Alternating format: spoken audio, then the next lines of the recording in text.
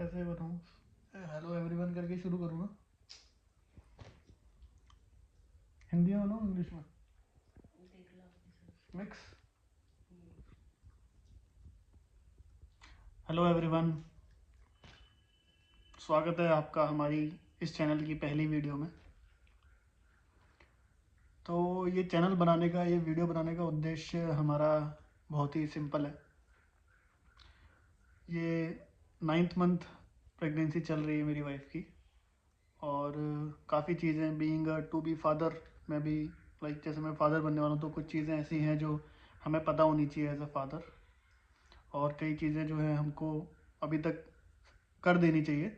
जैसे कि अब मैं आगे वीडियो में आपको बताऊंगा क्या क्या वो इम्पोर्टेंट चीज़ें हैं जो आपको ध्यान में रखनी है एक पिता होने वाले पिता के नाते। तो मैं जैसे खुद अगर हम यूट्यूब पर सर्च करते हैं या कहीं पर भी सर्च करते हैं कि क्या क्या ऐसी इंपॉर्टेंट चीज़ें हैं जो एक पिता को करनी चाहिए हॉस्पिटल जाने से पहले अपना वाइफ का ध्यान रखने के लिए, तो लेडीज़ के लिए, औरतों के लिए तो लाखों वीडियो हैं, चैनल बना रखे हैं लोगों ने, डॉक्टरों ने चैनल बना रखे हैं। कोई डॉक्टर नहीं है तो भी चैनल बना रहे हैं, और वो सब वीडियो लंबी लंबी बना के बता रहे हैं पहले मंथ में ये करें, सेकंड में ये करें, ये खाएं, ये पिए, करें वो करें। बट जब ये देखने की बारी आती है कि पिता को क्या क्या करना चाहिए, तो बहुत ही गिनी चुनी एक दो वीडियो मेरे को, जब मैंने खुद ढूंढा, मुझे मिली एक दो ही मिली, और जिसमें भी वो बड़ी बड़ी कहानियाँ पढ़ रहे हैं पहले, बस वो फैंसी सा दिखाने के लिए। एक डॉक्टर है, वही अपना फादर के लिए बना रही है। तो मैंने सोचा कि क्यों ना जो मैं फेस कर रहा हूँ, जो जो चीज़ें मैं सीख रहा हूँ, मैं हम जैसे मेरे जैसे भाइयों के लिए जो फादर बनने वाले हैं, उनके लिए मैं शेयर करूँ इस चैनल के थ्रू। तो बस इसीलिए आज सोचा बैठे बैठे कि चैनल बना लेते हैं, और अपना एक रियल, कोई कहानी नहीं, कोई स्क्रिप्ट नहीं, और कोई बड़ी चौड़ी वीडियो का सेटअप नहीं, सिंपल मोबाइल पकड़ के चालू कर दिया है मैंने। तो ये मेरी वाइफ का 9th मंथ चल रहा है, और हम लोग का ये जर्नी अभी तक काफ़ी अच्छा रहा है, टचवुड। और अब मैं आपको इस वीडियो में कुछ टू द पॉइंट बात करता हूँ, ज़्यादा लंबी कहानी जैसे मैंने कहा मैं नहीं पढ़ूंगा, सीधा बताता हूँ कि क्या क्या चीज़ें एज अ फादर आप बनने वाले हैं तो आपको क्या क्या चीज़ों का बहुत ज़्यादा ध्यान रखना है, क्योंकि अभी लास्ट मंथ है। तो 9th मंथ जैसे ही अप्रोच करता है, आई थिंक आपको डॉक्टर के पास रेगुलर वो बुलाते ही हैं। लास्ट के मंथ्स में वो हर 15 दिन में और हर हफ्ते में बुलाने लग जाते हैं। शुरू में तो हमको हमारी डॉक्टर महीने में एक ही बार बुलाती थी। जैसे ही 8th मंथ लगा, फिर उसने बोला हर 15 दिन में आना है। जैसे ही 9th मंथ अब लग चुका है, तो उसने बोला हर हफ्ते आना है। तो आज है 12 मार्च, और डॉक्टर ने हमें 15 मार्च यानी 3 दिन बाद बुलाया है। और डॉक्टर ने बोला है कि एक लास्ट अल्ट्रासाउंड होगा, जिसमें सब कुछ डिटेल्स आ जाएंगी। अभी हमारे ऑलरेडी 4 अल्ट्रासाउंड हो चुके हैं, और ये लास्ट अल्ट्रासाउंड डॉक्टर ने बताया होगा। इसमें हमको बताएंगी वो कि टेंटेटिव वो डेट हमको फाइनल बता देंगी, कि अभी वैसे ऑलरेडी हमको एक डेट बता चुकी हैं, बट उन्होंने बोला 15 तारीख के बाद आपको फाइनल भी बता दूंगी कि कब आपको आना पड़ सकता है। बिकॉज फर्स्ट टाइम फादर बन रहे हैं, और फर्स्ट फर्स्ट बेबी है हमारा, तो काफ़ी चीज़ें एज अ फादर मेरे को टेंशन है कि क्या जब दर्द उठता है तो टाइम मिलेगा कि नहीं मुझे अपनी वाइफ को हॉस्पिटल टाइम से लेके जाने का, क्या दिक्कत तो नहीं होगी, क्या हमें टाइम मिलेगा। तो सारी चीज़ें मैंने लास्ट टाइम ऐसे डॉक्टर से पूछी थी। डॉक्टर ने मुझे बोला कि इतना समय मिलता है, इतना भी आप परेशान ना होइए। वो पहले का ज़माना अलग था कि लोग पता नहीं कर पाते थे। आजकल टेक्नोलॉजी इतनी ज़्यादा आगे है, और अल्ट्रासाउंड में इतनी सारी चीज़ें पता चल जाती हैं। पानी का लेवल क्या है, बेबी का सर किधर है, सारी चीज़ें किधर है, वो सब पता चल जाता है। तो 15 तारीख को हमारा फाइनल एक अल्ट्रासाउंड होगा। 15 तारीख को ही हमारी डॉक्टर से विजिट है, और वो हमें बताएंगे कि कब हमें विजिट करना है। तो जो भी मैं 15 तारीख को जाऊँगा, जो भी हमारा डिस्कशन होगा, मैं फिर से एक वीडियो के थ्रू शेयर करूँगा।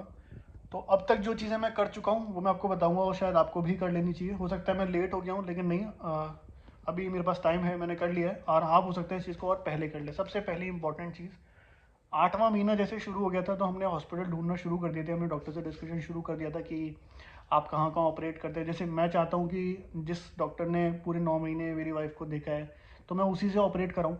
काफ़ी लोगों ने मुझे बोला कि ऐसा कोई कंपलसरी नहीं है कि आप जिससे दिखा रहे हो उससे ना कराओ, चंद पैसे बचाने के लिए। या कोई बोलता है, जैसे मैं अभी NCR में रह रहा हूँ, तो NCR के जो चार्जेस हैं वो उसी तरीके के होते हैं जैसा NCR है। मेरा होम टाउन अलीगढ़ है, अलीगढ़ में बहुत कम में भी खर्चा हो रहा है।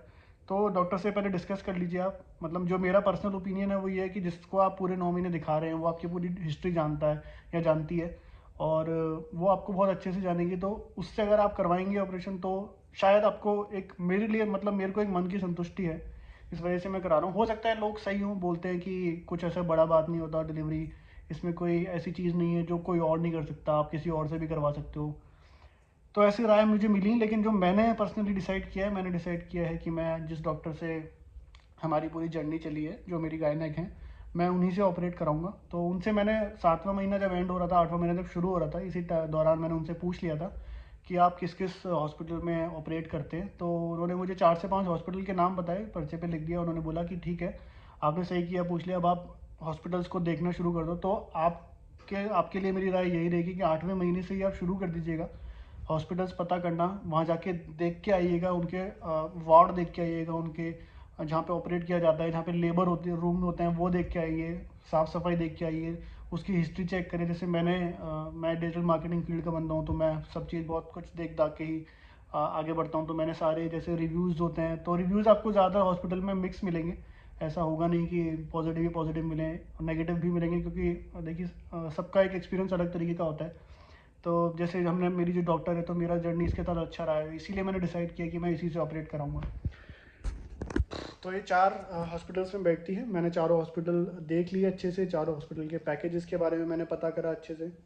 और एनसीआर में तो बड़ा सिंपल सा सिस्टम बना दिया है इन लोगों हॉस्पिटल वालों ने कि चाहे डिलीवरी नॉर्मल हो या फिर चाहे सिजेरियन हो, पैकेज जो है वो वही रहेगा, उसमें चेंजेस नहीं होगा। जो ऊपर की दवाइयाँ होती हैं वो थोड़ा ऊपर नीचे होती हैं। जैसे एक मान लीजिए, फॉर एग्जांपल मैं आपको एग्जांपल लेके बता रहा हूँ कि अगर एक हॉस्पिटल है, आपको बोल रहा है कि 1 लाख रुपए का आपका डीलक्स रूम है, तो वही डिलक्स रूम हो सकता है दूसरे हॉस्पिटल में 80,000 का हो या 1,20,000 का हो। तो रूम रूम के पैसे ऊपर नीचे होते हैं, हॉस्पिटल हॉस्पिटल की फैसिलिटी, हॉस्पिटल के नाम के ऊपर पैसा ऊपर नीचे होता है। और वहाँ बात ये आती है कि दवाइयाँ जो रहेंगी, नॉर्मल डिलीवरी में दवाइयाँ कम लगती हैं। तो अभी आज के टाइम में, जैसे अभी 2023 चल रहा है, मार्च है ये, तो 5-6 हज़ार बोला है डॉक्टर ने ऑन एन एवरेज, इतनी दवाइयाँ लगती हैं नॉर्मल में। और अगर सिजेरियन होता है तो दवाइयाँ 10 से 12 हज़ार तक भी जाती हैं। प्लस इसके अलावा बेबी को देखने के लिए भी डॉक्टर विजिट करता है, जो बेबी का एक्सपर्ट होता है, और कुछ उनकी वैक्सीन्स होती हैं बेबी की। तो सारी चीज़ें मिला के मोटा मोटा 15-20 हज़ार रुपये का जो रूम से अलग खर्चा होता है वो होता है। तो मेरी आप राय यही होगी कि आप 8वें महीने में सारे हॉस्पिटल्स को विजिट कर लें। सारे हॉस्पिटल्स की जो एक पैकेज फ़ीस होती है वो एक अपने पास एक लिख के रखें, सबसे एक कोटेशन लेके आएँ और अपने कोटेशन को इकट्ठा करके रखें। और कई बार ऐसा होता है कि जिस डॉक्टर के साथ आप जो आपकी गायनेक है, जो आपसे आपकी जर्नी के साथ जुड़ी हुई है आपके साथ, वो भी, उसका खुद का भी हॉस्पिटल होता है या फिर उसके किसी रिलेटिव का हॉस्पिटल होता है। तो हमारे साथ ऐसा, मतलब हमें पता नहीं चला कि एक डॉक्टर ने जो हमें 4 हॉस्पिटल बताए थे, उसमें से एक हॉस्पिटल में वो खुद भी शेयर होल्डर है। तो हमें उसने खुद बोला नहीं कि आप इसी में जाओ, उसने बोला आप सारे घूम के आ जाओ, आपको जो बेस्ट लगे आप वहाँ बात कर लीजिएगा। तो मैंने चारों घूमे। एक तो घर के बिल्कुल जस्ट पास में ही है, तो वहाँ का लोग, हमें एटीट्यूड समझ में नहीं आया कि वो पता नहीं किस बात के लिए बहुत ही ज़्यादा हवा में उड़े हुए हैं। नेगेटिव रिव्यूज़ भी थे, फिर भी बात करने का कोई ढंग नहीं। तो मैंने सोचा कि यहाँ तो बिल्कुल भी सही नहीं है करवाना। मैं वहाँ इसीलिए गया था क्योंकि मेरी वाइफ का आयरन थोड़ा सा, हीमोग्लोबिन थोड़ा कम था। तो डॉक्टर ने कहा कि आपको आयरन लगवा लेना चाहिए। तो आयरन लगवाने के लिए उसने कहा कि आपके घर के पास ही है तो आप इसी में लगवा लो। वो 4 में से एक हॉस्पिटल वही था। तो हमने वहाँ आयरन लगवाया और मैंने वहाँ फ़ीस पता करी। तो उस दिन बात करने के तरीके से एक पता लग जाता है कि कौन आपके लिए कितना काइंड है, या कौन। बेल बज गई। तो अभी रुक जाओ, देख के आता हूँ कौन है, फिर मैं कंटिन्यू करता हूँ। प्रेस वाला आ गया था, तो हमने प्रेस के कपड़े लिए हैं। तो हाँ, तो आप ये अपना हॉस्पिटल को फाइनल करके रखिए। 8वें महीने में ही मैं आपको राय देता हूँ। सारे पैकेजेस वगैरह देख दाख के, सारी फैसिलिटी देख दाख के, सबसे पहला इंपॉर्टेंट पॉइंट है हॉस्पिटल वाले, क्योंकि डेट पूछते हैं। कोई कोई हॉस्पिटल ऐसा होता है कि क्या पता उसका उस टाइम पे रूम बुक हो या कुछ चीज़ें फिक्स ना हो। तो आप अपने डेट के अकॉर्डिंग, टेंटेटिव डेट तो आपको अल्ट्रासाउंड से पता चली जाती है, तो उसके अकॉर्डिंग अपना हॉस्पिटल जो है वो फाइनल कर दें। 8वें महीने में ही उसको फाइनल कर दें, कोशिश ना करेंगे 9 तक लेके आए। एक बार आप फाइनल कर देंगे और टोकन मनी दे देंगे, तो उसके बाद आप सोच विचार, अगर आपका चेंज होता है तो आजकल ये लोग रिफंड कर देते हैं। बाकी डिपेंड करता है सिटी टू सिटी, कहाँ पे कैसी बातचीत है आप लोगों की। तो अगर आप एक बार आपने कहीं बुकिंग कर दी, उसके बाद आपको लग रहा है कि यार ये महंगा है, जैसे हमारे साथ हुआ कि हमने बुकिंग कर दी और हमारा कि यार ये तो सस्ता हो सकता है, तो हमने उससे फिर अपनी तरीके से एक वो जो जो हर एक भारतीय भारतीय ना इंसान करते हैं, भारतीय लोग करते हैं कि कम करो, डिस्काउंट दो, ये सारी चीज़ें हमने करी और हमें मिला भी। तो बट ये करने के लिए हम ऑलरेडी बुक कर चुके थे, तो हम वो प्रेशर नहीं था माइंड में कि अब नहीं डिस्काउंट नहीं मिलेगा या बुकिंग नहीं होगी, क्योंकि बुकिंग हम करा चुके थे। तो पहला बहुत ही इंपॉर्टेंट पॉइंट है कि आप अपना हॉस्पिटल जो है वो फाइनल कर दें, ये सबसे इंपॉर्टेंट पॉइंट है। दूसरा इंपॉर्टेंट पॉइंट जो हमने किया है, जो मैं देख रहा हूँ कि 9th मंथ में देखो जो डॉक्टर डेट बताता है उससे हफ्ता भर ऊपर हफ्ता भर नीचे हो सकता है, इसीलिए आप जो अपना हॉस्पिटल के जो बैग्स होते हैं वो तैयार रखें। आप अभी वो बैग्स को रेडी रखें। बैग्स को रेडी रखेंगे तो आपके लिए फ़ायदा रहेगा कि अगर बाई चांस अगर अचानक से पेन उठता है, कुछ होता है, तो आप फटाफट बैग लेके गाड़ी में डाला और चल दिए। तो बैग्स अपने रेडी रखें। बैग्स के अंदर सारी इंपॉर्टेंट चीज़ें, अगर आप चाहते हैं कि मैं बताऊं बैग के अंदर भी क्या क्या चीज़ें आपको रखनी है, तो मुझे आप कमेंट करके बता सकते हैं। ये मेरी बीवी देख रही है, मुझे हंसी आ रही है बिना बात में। तो आप मुझे बैग के क्या बोल रहा था, हाँ, अगर आपको बैग के अंदर क्या क्या सामान रखा जाता है वो भी जानना है तो आप कमेंट कर दीजिएगा, मैं एक शॉर्ट वीडियो उसके लिए बना दूंगा। तो एज अ फादर आपको ये चीज़ें पता होनी चाहिए। तो पहला इंपॉर्टेंट पॉइंट हॉस्पिटल फाइनल कर दें। दूसरा इंपॉर्टेंट पॉइंट बैग्स रेडी रखें अपने। तीसरा इंपॉर्टेंट पॉइंट, जैसे मैं हूँ, हम लोग यहाँ पे एनसीआर में रहते हैं, हमारा सिम्बा,